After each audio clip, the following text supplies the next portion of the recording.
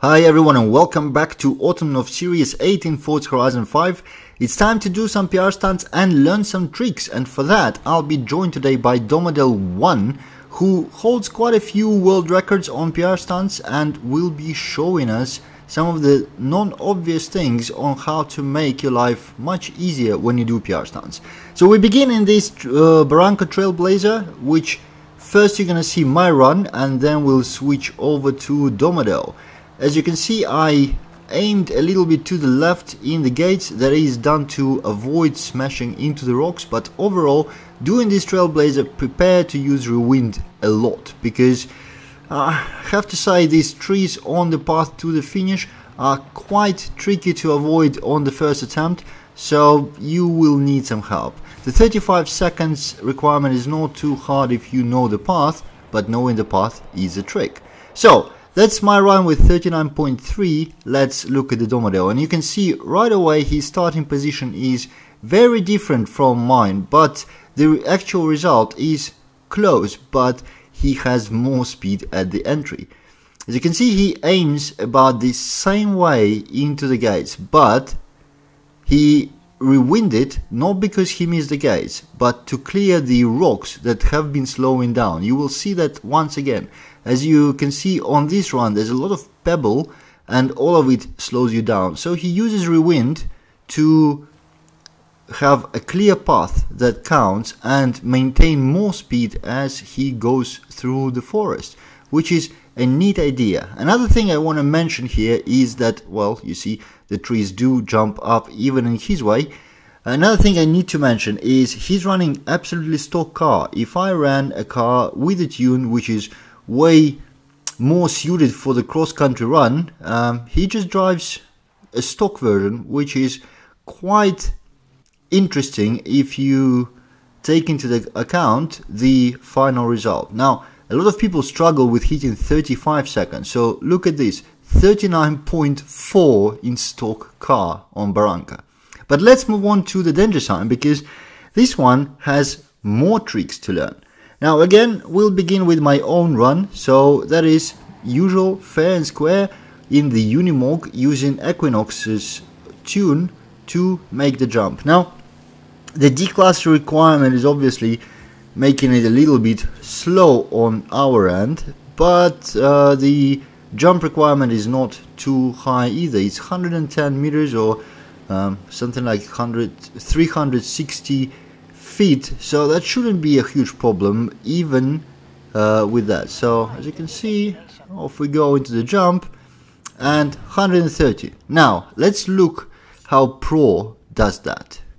This is Domodel's footage, and you will notice something quite interesting as he accelerates. Now he's up in fourth, 180, 200 kilometers per hour. Now my tune, the tune I used, only let me go what, 170 or so, and he's already at 250 and keeps accelerating. How does he do it? The secret here is his Unimog is fitted with S1 tune, so it's way faster. Now you may ask, but don't we need to do a D-class for the requirement to count?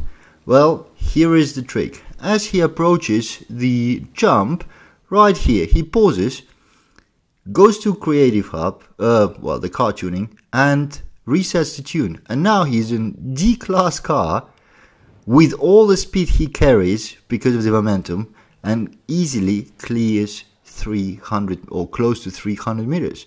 That's one of the nice tricks.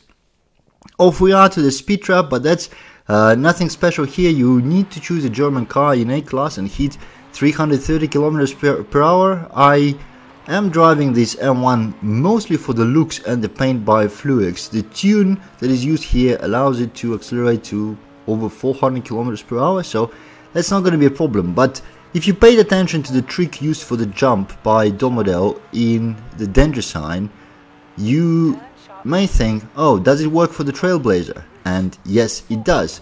Your class and car register at the end of the trick, not at the beginning. And this can be used to make any PR stunt much easier. The speed zone or Trailblazer, you enter it in S1, S2 or X class, you go all the way to the end, and just before you hit the exit, you switch the tune back to original or to the tune of desired class. This way you can show really cool results on the leaderboards or satisfy pretty tough festival playlist requirements that happen. Now, as I'm talking, we are switching to Domodel's footage of his run-up to the speed trap. His run-up is much longer. He's driving this brand new BMW M8, and again, that's completely stock car, which is why he needs all of the runway that he can use, because he's just there to hit the required, well, not yet, actually, he's still going. Mamma mia, that's a long run-up. I confused the speed trap with the speed zone, but that's okay. As we come closer to the target destination, it needs to be over 331 km per hour, so this car is just capable of that. Here we are, again, pretty tough requirement done in stock car. The last thing to do is a photo challenge. Now we're taking this Porsche to the airdrome, snap a picture, and voila, this is done. Thank you for watching. I hope you learned something. I certainly did, and I'll see you in the next one.